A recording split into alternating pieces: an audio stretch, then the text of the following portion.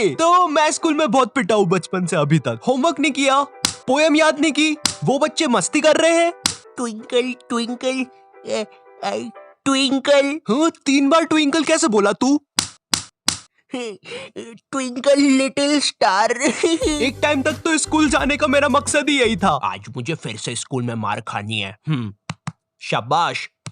Mummy. Oh shit, भागो यहाँ से। अब मेरे लिए मार खाना पढ़ाई से ज्यादा इंपॉर्टेंट हो गया था। हाँ, मार मुझे और मार, इतना ही दम है तुझमें। दर्द हो रहा है, अब मत मारे। तो ये बात 11th क्लास की है और मुझे पता नहीं जब तुम 11th क्लास में आते हो तुम पता नहीं खुद को बहुत ज्यादा बड़ा समझने लग जाते हो। ये स्कूल है मैरी, आऊं मैं साइकिल पर, टिफिन खा लूं मैं तो लंच से पहले। आई नो, मुझे पता है, मैं भी ऐसे ही था 11th क्लास में। ये स्कूल मेरी गुलाम, मैं हूँ डिवाइन के साथ, कर दी हमने स्कूल की नाकाबंदी लगा के अलार्म। बंटा है असली है क्या? हाँ डिवाइन, माँ कसम असली है, अभी लिखा मैंने। सर ये लोग ने यहाँ पे रास्ता रोक लिया क्लास की बेंच से। कौन है रे? लग रही है। बंटा ये तो नंगी पीठ पे चट मार रहा है। टीनेज में अक्सर अजीब चीजें होती है, राइट? कभी तुम्हारा मन किसी भी चीज में नहीं लगता है, तुम चाहते हो कि बस जैसे तैसे ये दिन निकल जाए। और कभी कभी ऐसा होता है कि तुम्हें दुनिया भर की सारी चीजें करनी है। तुम्हें छत से कूदना है, सर के बल घूमना है, अपने छत पर बैठे हुए बंदर को छेड़ना है। साला मोटा बंदर बैठ के केला खा रहा था, उधर भगा दिया साले को, अब नहीं आए। भाई सही बोल रहा हूँ, बंदरों को मत छेड़ना वरना वो पकड़ लेते हैं, फिर ग्रुप बना के मारते हैं। एनीवेज, तो ये कहानी जब हम 11th क्लास में नए नए प्रमोट हुए थे। हाँ, इसीलिए वीडियो के स्टार्टिंग में टीनेज और 11th क्लास की इतनी सारी बातें बताई ताकि तुम लोग मेरी वीडियो से रिलेट कर सको, क्योंकि मुझे बहुत अच्छा लगता है जब तुम में से कोई ऐसा लिखता है। ओ भाई, कितनी रिलेटेबल वीडियो बना दी है तो। यस, इसीलिए तो मैं जीता हूँ। खैर, तो तुम लोग को पता होगा 11th क्लास में हमको एक सब्जेक्ट चूज करना पड़ता है और यही चीज की वजह से तुम्हारे 10th के सो कॉल्ड फ्रेंड्स तुमसे अलग हो जाते हैं। हाँ, यही चीज मेरे साथ हुई थी। मेरे कुछ दोस्तों ने कॉमर्स ले लिया था और कुछ ने मैथ्स। हालांकि वो लोग अब मेरे दोस्त नहीं है, मगर जब भी मैं उनके बारे में सोचता हूँ नैनी, क्या तुम मुझे तुम्हारा खरगोश दे सकती हो सिर्फ 2 मिनट के लिए? अरे अच्छा ठीक है। Thank you. ये लो नानी। Okay bye. अरे मगर इसमें से धुआं क्यों निकल रहा है?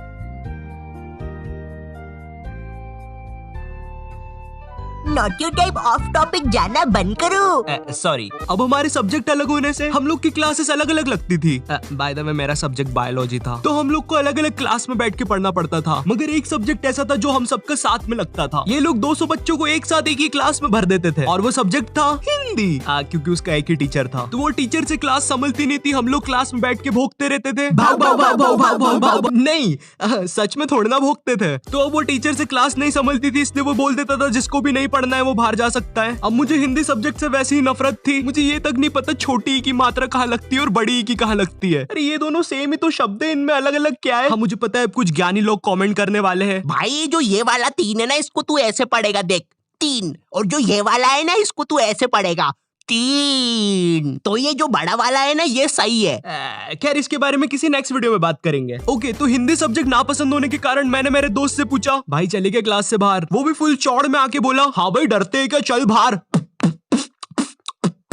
इसकी कोई जरूरत नहीं थी। तो अब हम दोनों उठते हैं क्लास में और टीचर के सामने से फुल चौड़ में बाहर चले जाते हैं, इसी गलत फहमी में कि हमें देख के बाकी बच्चे भी बाहर आएंगे। कोई नहीं आता है बाहर, अब हम दोनों अकेले, हम दोनों को पता नहीं क्या करना है। तो हम दोनों की फटती है, हम दूसरी क्लास में जाके पढ़ने लग जाते हैं, क्योंकि भाई मेरी स्कूल का जो फादर था ना, वो इतना खतरनाक था, उससे कोई नहीं बच पाता था।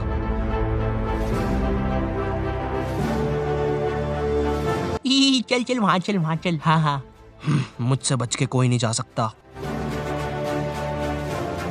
हाँ, अब बच के कहाँ जाओगे?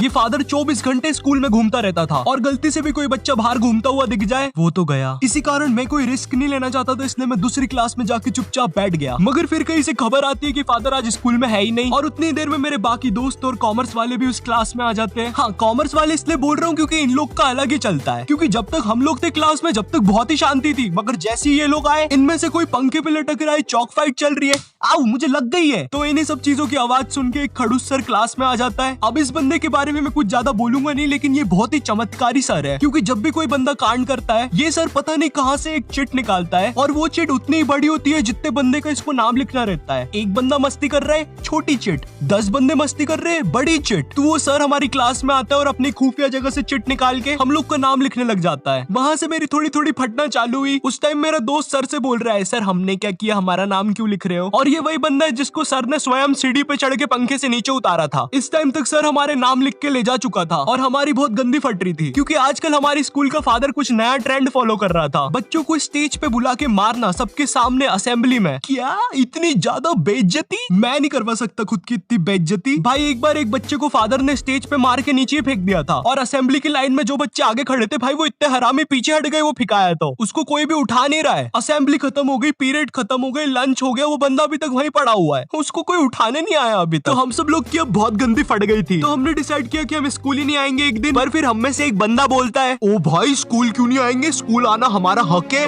हाँ अपन एक काम करते हैं, अपन असेंबली के बाद स्कूल आएंगे, क्योंकि कल स्कूल में क्रिकेट मैच भी है, तो मुझे मेरे डोले शोले सबको दिखाने हैं।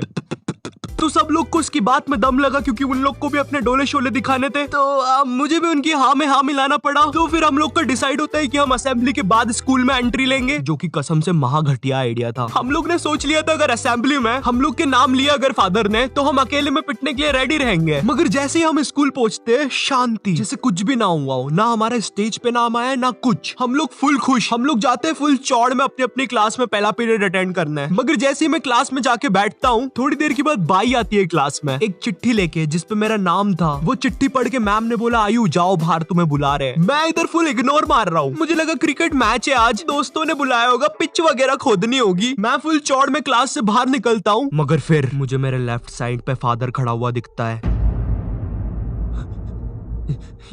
ये नहीं हो सकता। और दूसरी साइड मेरे सारे दोस्त खड़े थे लाइन बना के पिटने के लिए। ये क्यों हो रहा है हमारे साथ, और मैं ये लाइन में सबसे आगे क्यों खड़ा हुआ हूँ? तो अब मैं कुछ कर नहीं सकता था, इसलिए मैं भाग के लाइन में पीछे चला गया। भाई मैं नहीं मर रहा सबसे पहले। थोड़ी देर के बाद फादर हमारे पास आते हैं और हमें अपना अपना बैग लाके स्कूल से बाहर जाने को बोलते हैं, जो कि काफी अच्छी चीज थी अपनी क्लास के सामने मार खाने से। तो हम जैसे ही हमारा बैग लाने पलटते हैं, मेरा आई कांटेक्ट हो जाता है मेरे एक दोस्त से, जो कि बहुत अजीब मुंह बना के जा रहा था। वो देख के मुझे बहुत गंदी हंसी आ जाती है और मैं जम से हंस देता हूँ, और वो मुझे देख के हंसने लग जाता है, और हमारी हंसी फादर सुन लेते हैं।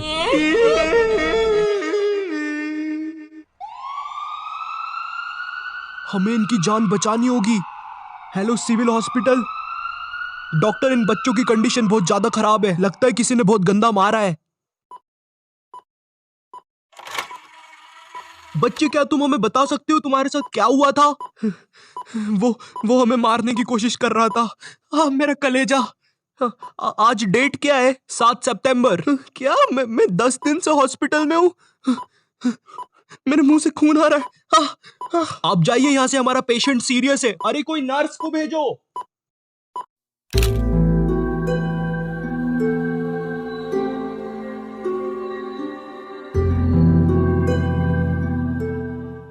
इस हादसे के बाद स्कूल को बंद कर दिया जाता है और फादर को मेंटल हॉस्पिटल भेज दिया जाता है। इस हादसे के बाद ये भी पता चलता है कि स्कूल कब्रिस्तान के ऊपर बनी हुई थी। सूत्रों के हिसाब से पता चलता है कि फादर कभी भी मेंटल हॉस्पिटल से भाग सकता है और वो वापस आकर उन 2 बचे हुए बच्चों की भी बलि चढ़ा देगा।